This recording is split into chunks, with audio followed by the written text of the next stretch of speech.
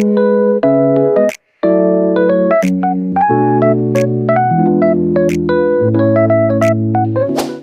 guys! Today is Saturday, so kakagising lang namin at halata naman sa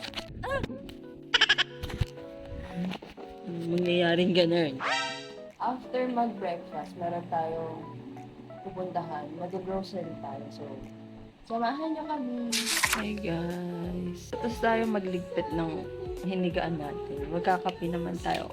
Ngayon, ito yung kape ko. Ay, ito pala. Yan yung kape ko. Yan. So, let's go. Nagpainit na tayong tubig. Umuta ko magpainit ng tubig. Luto siya fried rice. Eee. Una muna itlog. Ba't inuuna mo yung itlog sa fried rice? Para may buo-buo, no? Oo. Ano to? Brown rice. Kasi wala kaming white. Wow! Tinigil tayo. Hewa ng kwarta. Brown rice pa din for the win. Kung mas mahal na yung brown rice, gusto ko Wala ng kwarta. Wala. Brown rice pa din. Brown rice pa din for the healthy living ang mga person. Ay, okay na yung tubig. Wait lang. Ano yung kape natin? Lagyan natin ng water. Ito hindi ko pinupuno to. Yung kasi pag pinuno natin to, wala nang lasa yung kape. Aray ko! Ano ko? Tapos bumili si Habibi ng andesa. For me, kasi pag umaga kasi hindi ako masyado nagkakanin din. Lagyan natin yung kape natin. Ayan, ganyan lang siya kadami. Hanggang dito lang. Kasi malaki yung tasa ko.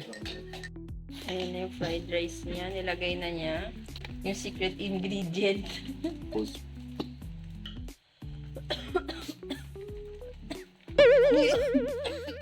Nahanginan niya. Maaatsing ako. Yung powder. Nakakaubo yung powder, ha?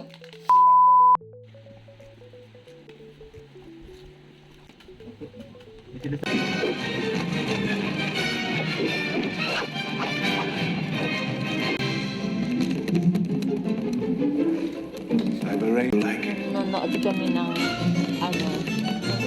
Adam's Family, yung pinakanila. May mas luma pa ba dyan? Sila din yung bida? Hindi. Ayun.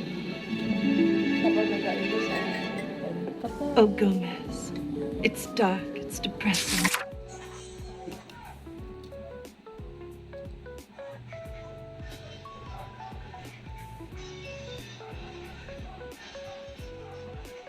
ito na yung nilista natin para sa mga bibilhin natin sa grocery.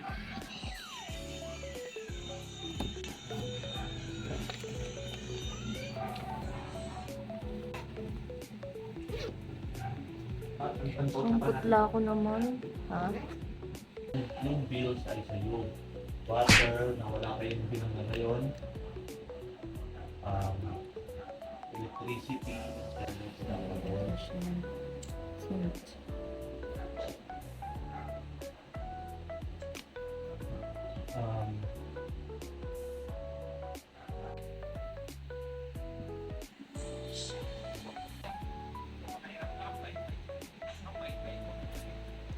So, mamamalengke na tayo. Kaso, umulan. Dat kanina pa eh. 11, nandito pa rin kami sa bahay. Dat mamamalengke na kami. Pupunta na dat kami ng grocery. Kaso umulan. Pero yun. Paano na to? 11:30 na. Pero kumain naman siya ng kumain naman si Habibi ng kanin. Kaya hindi pa siya ganun kagutom. So, kahit mag alas 12, hindi pa siya gutom. Kailangan natin patilain yung ulan. Kasi balak namin maglakad papuntang grocery para kasi malapit lang yung grocery, siguro mga 5 to 10 minutes. But yeah. Paano kaya yun?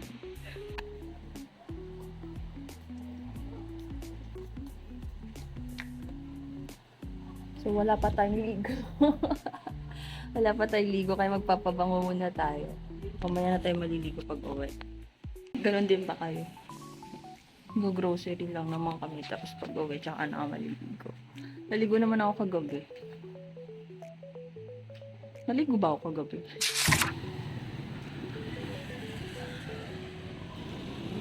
Nagsombrero na lang ako guys. Kasi baka umulan. Lakad tayo papuntang grocery. Saan? Di ba dapat nag-i-invest ka sa sauce? Hindi, dinadagdagan. Bili tayo prutas. Parang sarap nung itsura niya. Parang ang fresh. Lemon. Hindi lang siguro, dalawa lang naman tayo. 110? Isang kilo. Kuha na tayo ng basket. Mamimili na tayo. So, unang nasa listahan. Ayan, kumuha tayo sa wala sa listahan. Ay, sige. Huwag na pala. Di okay yan para may tayo. Lima lang naman. 36 pesos. Ay! Gusto mo ng ulit? Hindi natin nakita yun. Ayan evaporada. Yung maliit. Para sa isang champorado sa bahay.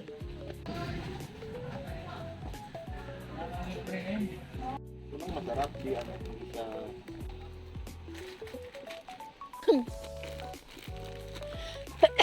Excuse me. Ito yung lagi kong binibili. Pag wala siya, minsan hindi ako nagkakanin. Ito na lang.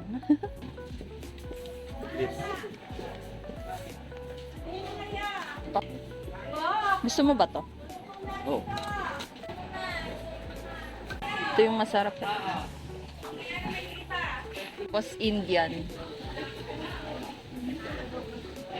Our favorite Curry powder. onion. Onion and garlic. Kaso wala tayo lagayan eh. Still what? Saka sila pa ako dito.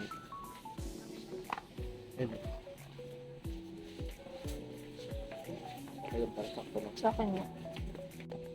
Yan. Ito pa. Apa, isa.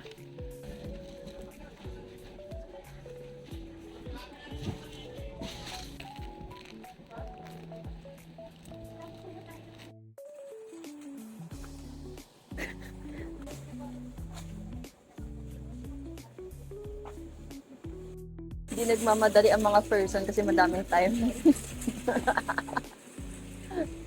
Lagi tayo pasara na pag pumunta. Kulay dilaw yan eh. Naku, wala. Ay, ito.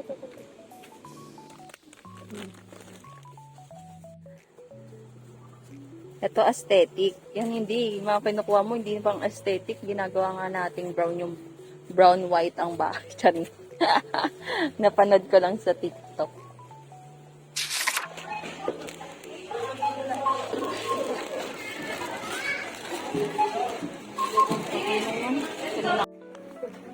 Thank you po.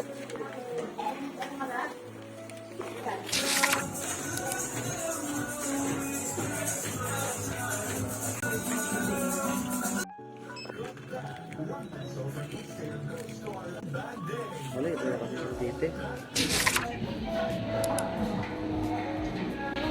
Nasa McDo ka. Hintayin muna natin yung order natin. Ang in-order ko kanin na may small fries tapos medium na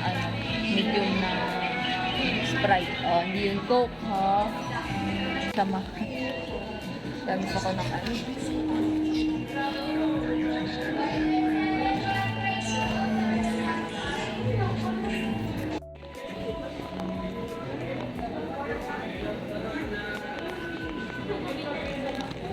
One.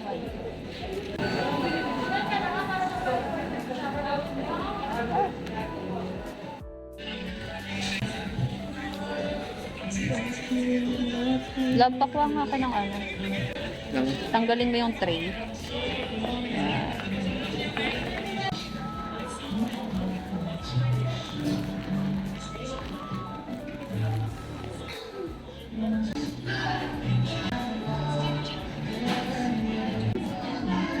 Bakit?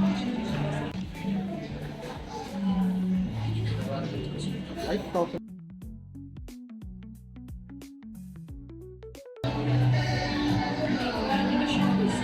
Kailangan namin bilisang kumain. Kasi may appointment ka pa ng 4 p.m.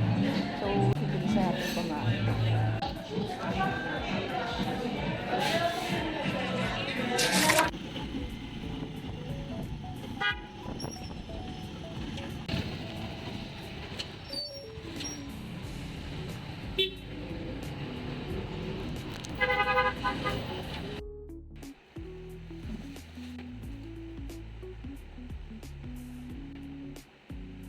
So, ayun, nakauwi na tayo and mag-unbox na tayo nung pinamili natin sa Mr. DIY. So, pumunta kami doon after namin mag-grocery kasi may mga kailangan kami bilhin.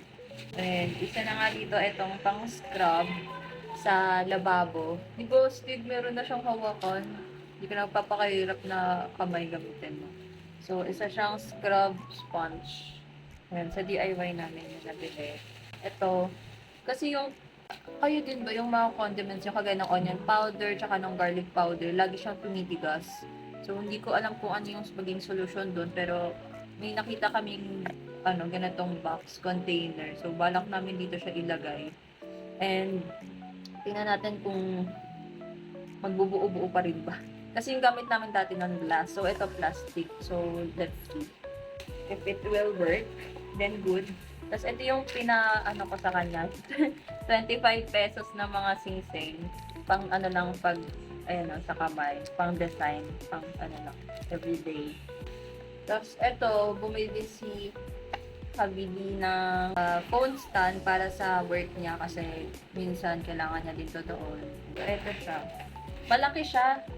Kaya maganda. Hindi siya, kasi yung iba na binibili is yung natutumba yung madaling matumba. So, ito, malaki kasi siya. Ayan. So, kapag nilagay mo yung phone dito, hindi agad siya masisira. Kaya hindi siya agad matutumba pala. Bumili din kami ng portable fan kasi, mini, lang siya, handle fan. Kasi kapag, kapag kasi mainit, kunyari, sasakay ng jeep, ganyan. Yung iba may mga electric pang dala. Hindi na uso yung pamaypay. So, bumili ako pamaypay, pero siya bumili siya ng mini handled fan. Tapos, ang cute ng color kasi it's color gray. My color, gray and white, like this. Diba? Tapos, sana tumagal siya. So, let's see. May USB cord na din siya. Ayun. Pwede din kaming payong kasi nasira yung payong na ginagamit niya, yung Micaela. Kasi, ang nangyari naman doon, nasira niya. Ikaw din may dahilan doon. Kasi laging diba kapag yung payong nabasa, dapat papatuyuin mo siyang naka-open pa din. Pero yung sa amin kasi laging naka-close, tapos kumukulob siguro doon, kaya nagkakaroon ng kalawang yung sa loob ng payong. Tapos ayun, nasira na siya. Micaela pa man din yun. So eto, bumili kami. Hindi naman siya automatic. So, hindi nakakaano kapag biglang nasira. Hindi nakakapanghinayang. Tapos, eto, may nakita din kami na tripod, maliit lang para kapag nag-vlog-vlog, ganyan dito sa lamesa, at least hindi na siya nakapatong. Kasi ngayon, nakapatong lang lagi yung phone ko somewhere. Tapos, minsan ginagamit ko tong nabili namin sa IKEA, yung ganyan. Pero kasi maliit lang siya, so medyo kailangan ko medyo nakatayong ganyan. Kaya ito, meron akong from DIY din. So, desktop tripod siya. So, check natin. So, pwede siyang pag ganyan, patayo. Ayan, pwede rin siyang pahiga. Ayan. Tapos, maganda dito kasi siya, sana magtagal kasi yung dati kong tripod na maliit din, lumuwag na siya. So, eto, sana maging maayos. DIY ay pinakakailangan ko talaga dahil wala na tong saksakan itong laptop na gamit ko. So, kailangan namin ng USB hub. So, itong USB hub, meron siyang mga slots ng pang USB cable para kapag kailangan ng flash drive, ganyan. Kasi kulang yung slot ng laptop. So, kailangan talaga namin to. So, goods siya. Tapos, makikita mo dito, mga friendship, ayan. Mga, guys, na may dito, may pindutan para malaman kung pag gagamitin mo siya, on mo lang siya, ganyan. Tapos, may ilaw siya dito.